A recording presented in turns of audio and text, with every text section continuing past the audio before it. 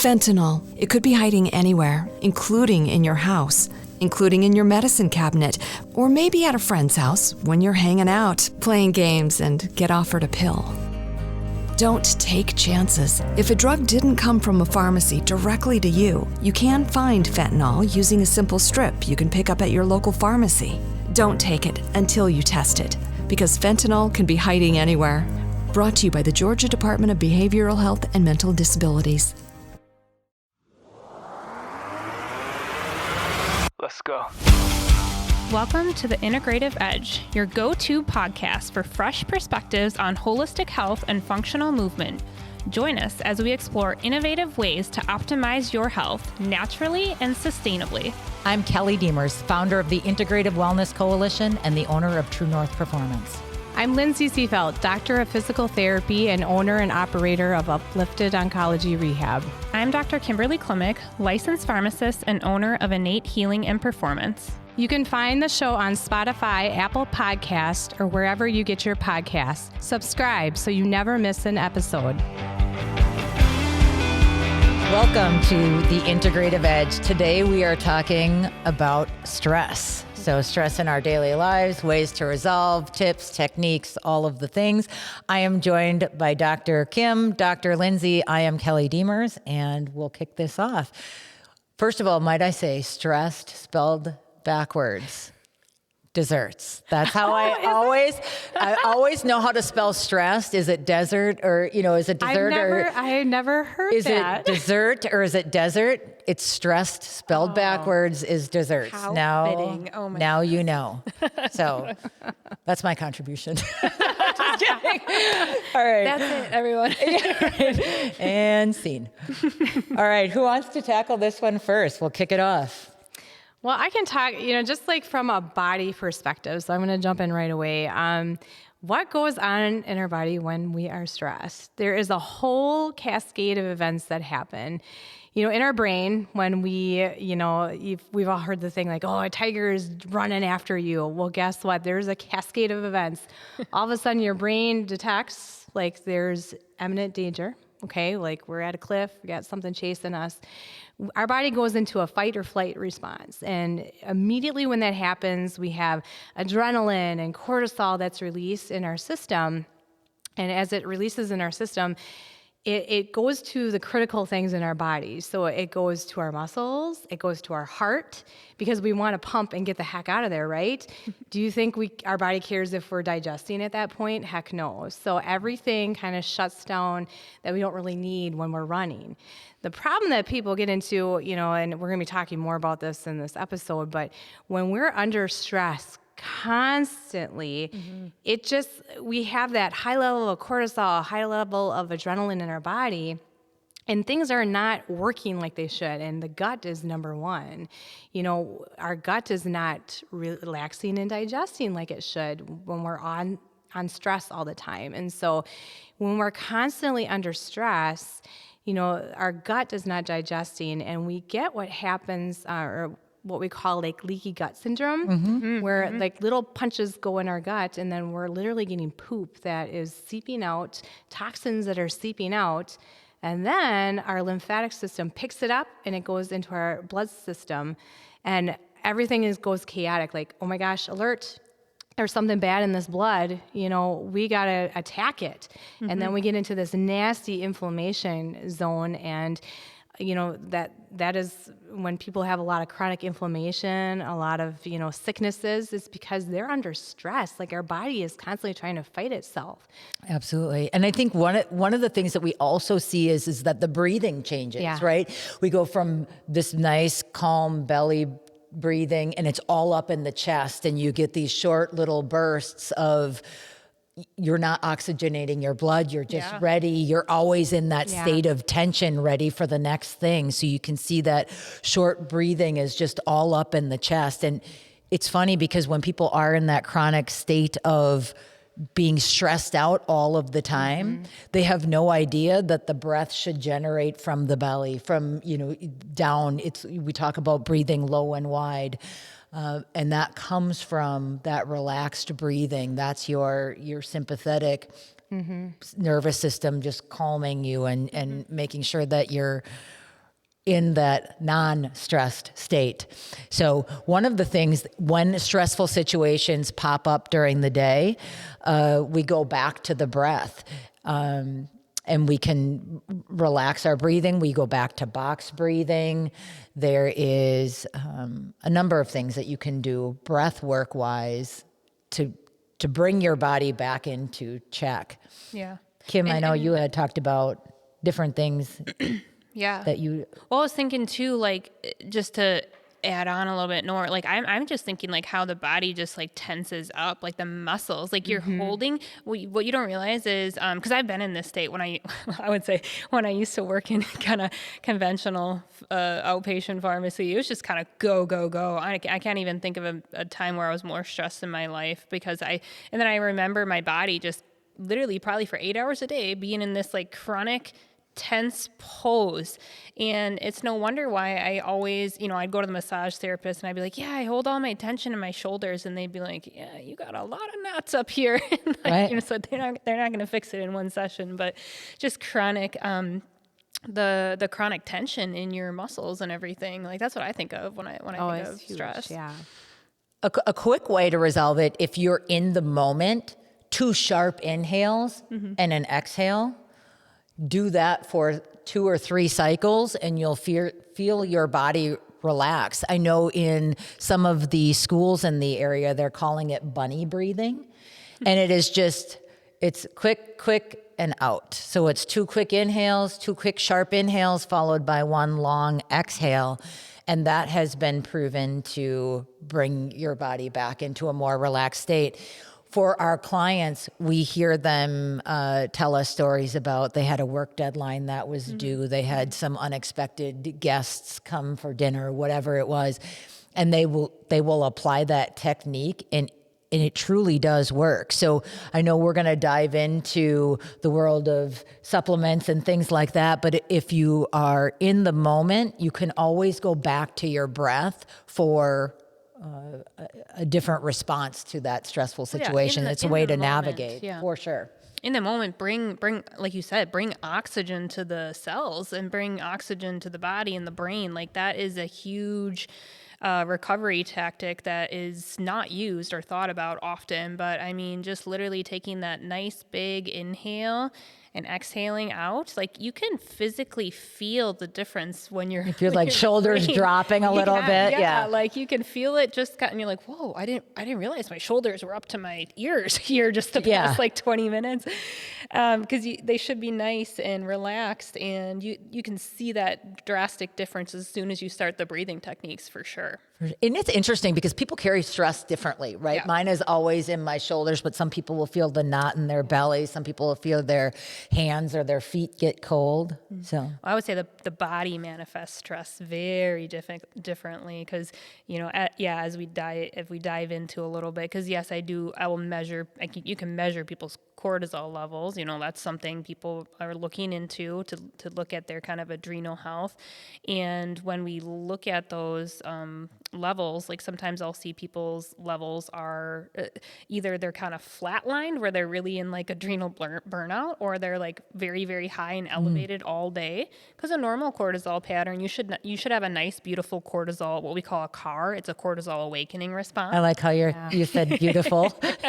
A nice, beautiful cortisol. Cortisol awakening response. And then, I feel like Vanna White. And then, it should that cortisol level should kind of trickle down slowly throughout the day so that it's the lowest at bedtime right before you're about to go to sleep. But I will tell you, yes, I've measured over 200 clients of cortisol, because it's a kind of a requirement of mine when I measure people's hormones too, because so much of hormone balance is about managing cortisol too. And if you don't we can't just address like the sex steroid hormone component of it. We also need to address cortisol, which is it just often goes neglected, or people are just like, well, that doesn't matter. We can fix everything. We can throw everything else at you, but we're just not going to address this cortisol. I kind of refuse to practice that way. I want to be more comprehensive. And then so I kind of strategize with them ways to kind of help balance that cortisol, which we can dive into a little bit further. But I think one of the things it would be helpful to talk about is, before we get into ways to get rid of stress, maybe backing up a little bit and talk about what problems chronic stress bring on in lives, not only from a mental, emotional perspective, but also it plays out in a very physical realm as well. Yeah. And if we could spend some time talking about the link between chronic stress and chronic disease. Yeah. I mean, while talking about like from a disease aspect, when I was talking about the stomach, when you are getting all of, you're in that state of stress and you're not digesting correctly, we're starting to see individuals that are constipated all the time, like they're not pooping. And going to the bathroom, going poop is just our natural way of detoxifying. Like that's how our body excretes the waste, excretes the toxins. And so when this poop is just sitting in your gut because you're not digesting it appropriately, it's like I said, it's seeping out. You're getting toxins in your system, in your brain. And, I believe a lot of diseases start at the gut, and so if you're not regularly cleansing yourself, you can get a plethora of different diseases. For sure. For sure. Yeah, it's definitely one of the first places I start with clients too, is just trying to, kind of number one things. I'm like, okay, are you sleeping? Yep. And then are you having regular bowel movements? Are you pooping? Because if you're not going like bare minimum once a day, that's a problem. I don't care what conventional medicine has told you, because they'll pull out the little poop chart and then they'll be like, oh yeah, if whatever's regular is your regular, but we don't look at it that way, because you have to be eliminating waste and the toxins. Otherwise it's going to build up and it's gonna, like you said, going to create leaky gut environment. And then that leads to chronic inflammation, which is really at the heart and soul of a lot of different chronic diseases, kind of just coupled with metabolic dysfunction at the end of the day. Sure. Yeah.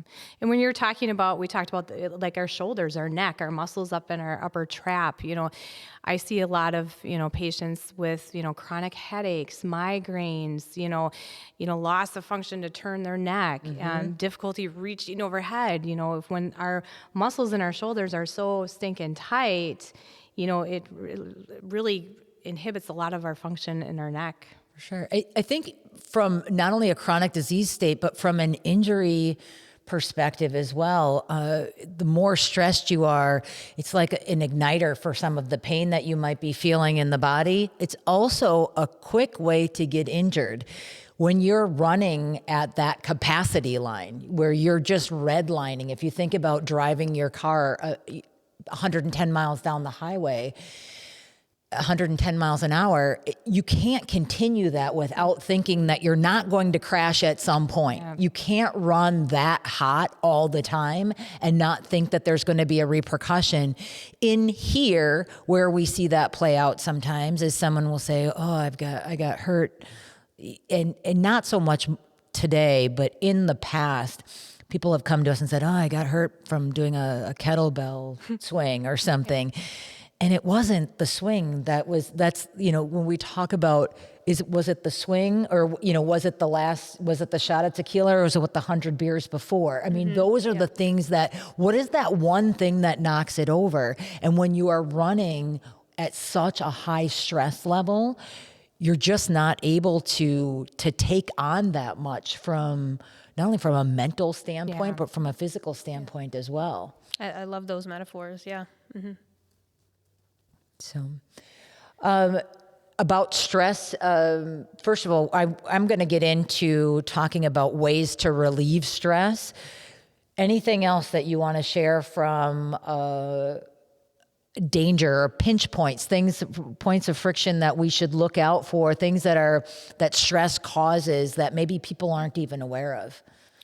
Yeah, I mean, I'll just kind of add a little bit into it, but when we talk about definitely for many women too, with like hormone balance, I kind of show them, I have a chart and everything, and I show them when your body is happy and things are kind of hunky-dory and everything is going well, your body's going to produce and make the hormones that it should to help, carry out your cellular functions and carry out your day-to-day operations that the body is supposed to do. But when you're in the chronic kind of fight or flight or stress stage, basically that I could show you a graph, but it's a whole hormone cascade production that happens Well, when you're chronically stressed, the body says, whoa, whoa, whoa, I don't care about this whole hormone production over here. I'm putting that all on halt, and that's all stopping. So now you start to see these hormone deficiencies and imbalances because the body says, I just need to be over here making cortisol. I need to be shooting out cortisol because cortisol is actually anti-inflammatory. It's actually kind of protective for the body. But when you get into trouble when it sticks around longer in the body and when it's not processed or metabolized efficiently. Okay. So we talk about ways to relieve stress, but before we do, can we talk about the fact that not all stress is bad stress? Correct. So I think when we hear stress, the first thing is reduce it, eliminate it at all costs, right? It's stress is bad. And that's what we've been conditioned to think. Mm-hmm. Talk about when stress is good. Well, like I said, like when imminent danger, right? Like our national, we have to see something that could potentially cause risk to our body, and that's natural. We have to have that stress. I think, I just think about work situations and stuff. Like, yeah, you do have to have a little bit of stress, I think, to get things done in a sense, but you don't want to go overkill on some of that. If you're running and, you're taking a walk and a dog comes out at you, you want that stress response to kick in. You want, hopefully it's the flight instead of a fight, but, you want that response to kick in so that you're responding appropriately and that you are handling it as you should. You don't want to necessarily be relaxed and roll over so you succumb to the attack, right? So there are times in our life where stress is a good thing.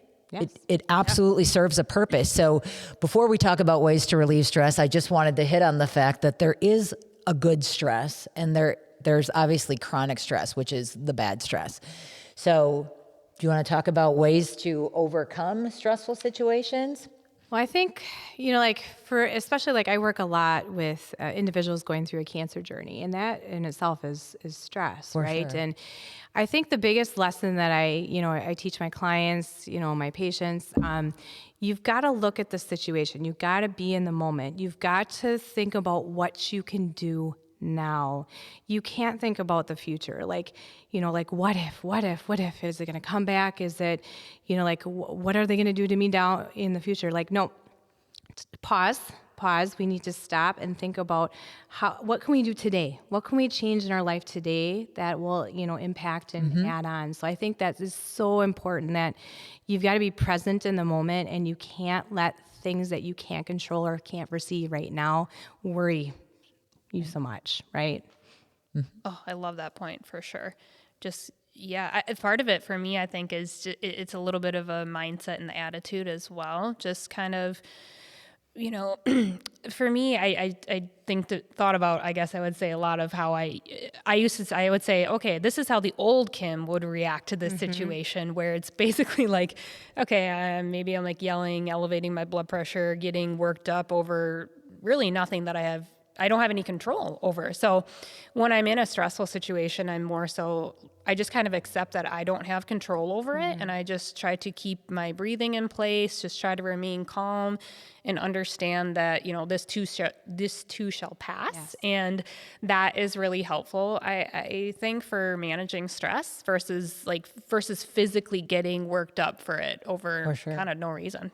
I think so many times people focus on a problem instead of a solution, or focus on changing your mindset from all of the things that are going wrong to changing that to either a gratitude practice or trying to find a solution, taking account, making a list of the things that are good in life can oftentimes bring your stress down as well. It's easy to focus on the bad stuff if that's what you're focused on. But the more you focus on the good, the more you focus on solutions and the positivity. Absolutely. Yeah. It does make a huge difference. Mm-hmm. When you work with your patients, I'm sure that there's a ton of stress managing a chronic condition. Do you also spend time working with their families who might be going through some of that as well? Yes, or I will refer them out. I mean, there's some amazing providers out there that like counselors and, just the mind work, So if it's something that I can see when, like I'm working with a client, I'm working with a family, if I feel like they need a little bit more support, I hands down will refer them to those providers that can help them through that process a little bit more. For sure. Mm-hmm. What's your take?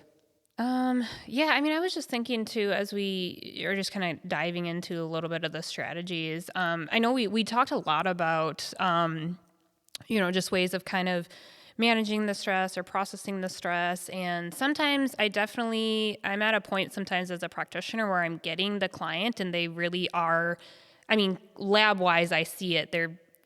First they're explaining to me burnout, basically symptom wise, and sometimes I can just see it in their face and their body language. Mm-hmm. Right. And then, of course they're literally telling me I am just stressed and burnt out, physically saying it to you. And then of course I can check on their cortisol panel. But yeah, so I mean, some of the ways that I think about like being more restorative and kind of bringing the body back to balance and homeostasis is, one, just practicing slowing down in life.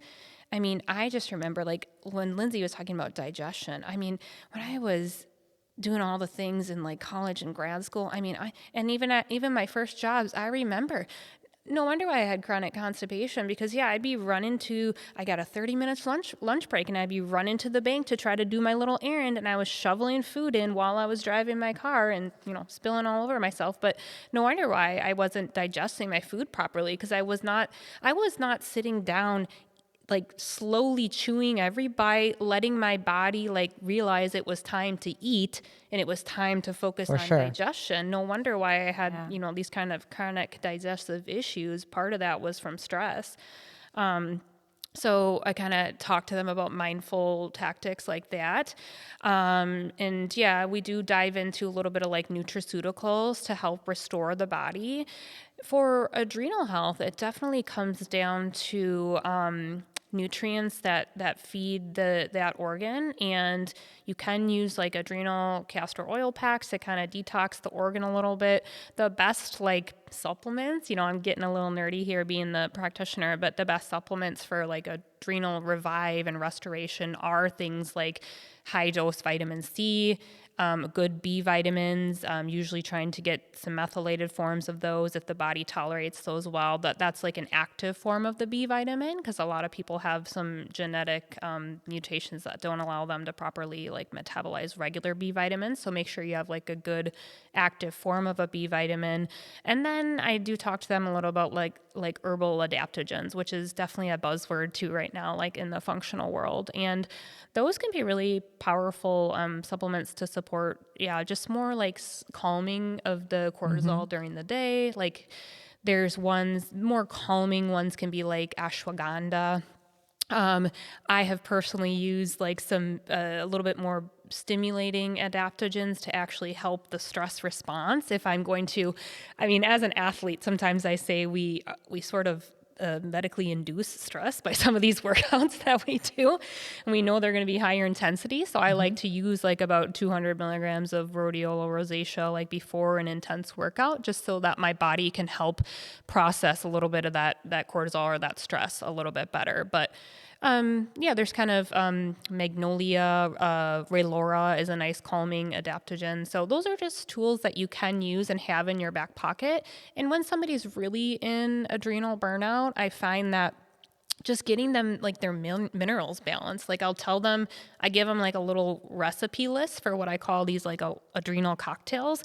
So a lot of times, right? Here's a symptomatic person probably. If you're experiencing this, you might be an adrenal burnout. Basically, difficult to wake yourself up in the morning. You basically cannot run a day without caffeine, and you're getting that crash after lunch between 1 to 3 o'clock, no matter what you eat, whether it's like healthy food or junk food or whatever.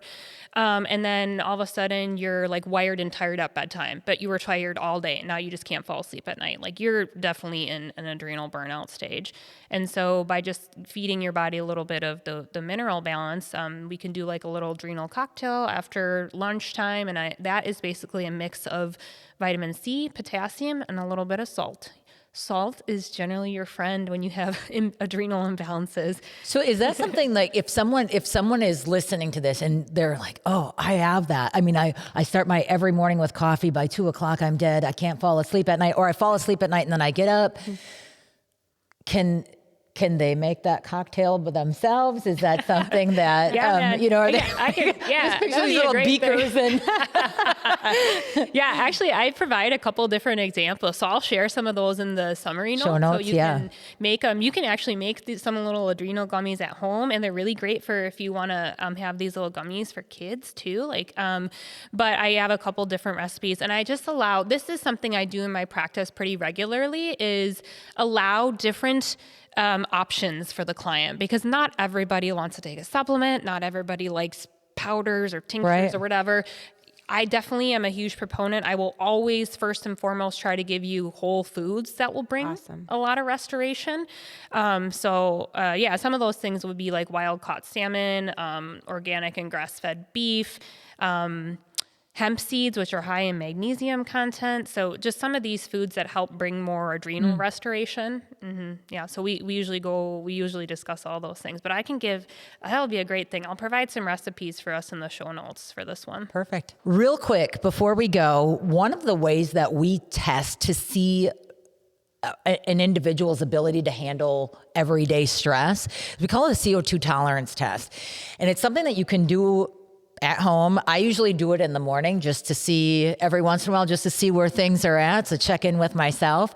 It's a normal breath in through your nose, out through your mouth, a normal breath in through your nose, a normal breath out, a normal breath in. And then on your exhale, you're going to, as slowly as you can, release the air through your mouth, as slowly as you possibly can, always keeping a continuous flow of air, right? So you don't want to hold your breath. You're just going to breathe out as slowly as possible. And you're going to time that. If you have 20 seconds or less, which is pretty common, when they release the airflow, they're coming anywhere from 6 seconds to 12 seconds, whatever that is. If you are less than 20 seconds, you have you're poorly equipped to handle everyday stress. The average is about 21 to 35 seconds. That's the average. Just so you know, the gold standard. Right, yeah, I was going to say, everybody should, it's such a great check-in, and it's so easy to do. If you are at 60 seconds, that's the gold standard. That tells you that 60 seconds, you are well equipped to handle everyday stressors. So checking in with yourself, and again, just 3 normal breaths. On the third one, you no need to do that big, gasp of air. It should just be a normal inhale, and then as slowly as you can. Again, there's 2 keys. 1, as slowly as you can, and 2, release that. Just keep that airflow until you get a moderate air hunger, and then that's when you stop your time clock. See what you get. Wow. So just a way to double check your stress level. Sometimes people will say, I'm not that stressed, and we'll give them the CO₂ tolerance test, and they're folding in at 4 seconds. So, anyways, just a quick and easy test. So thank you for joining us today. Appreciate your time. Thank you to Dr. Kim. Thank you to Dr. Lindsay. Again, I'm Kelly, and we will see you next week. If you haven't already subscribed, please subscribe on Apple Podcasts, Spotify, or wherever you get your podcasts.